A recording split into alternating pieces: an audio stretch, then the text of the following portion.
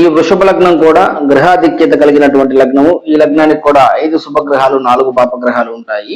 ఈ లగ్నానికి కూడా చతుర్థాధిపతి దశమాధిపతి ఇద్దరు శుభగ్రహాలు అవుతారు.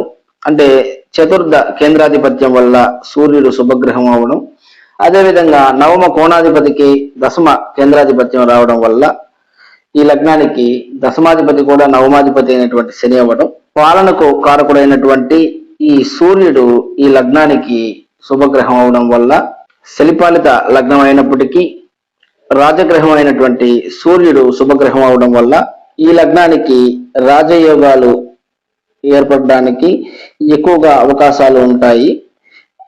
బుధాదిత్య యోగము అన్నటువంటి యోగము కేవలం ఈ వృషభ లగ్నానికే సంపూర్ణ యోగంగా ఉంటుంది. ఎందుకని అంటే ఈ లగ్నానికి మాత్రమే సూర్య బుధులు ఇద్దరు శుభగ్రహాలు అవుతారు.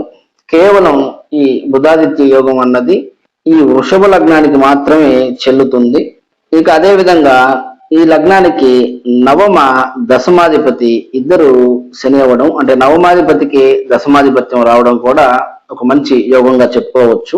ఇక అదే విధంగా యుక్తియుక్త జ్ఞానానికి కారకుడైనటువంటి బుధుడే ఈ లగ్నానికి విద్యాస్థానాధిపతి అవ్వడం, అందులోనూ బుధుడికి ఉచ్చ స్థానం కూడా ఈ కన్య అవ్వడం ఈ లగ్నానికి మంచి కాంబినేషన్స్ ఏర్పడడానికి ఎక్కువగా అవకాశాలు ఉంటాయి.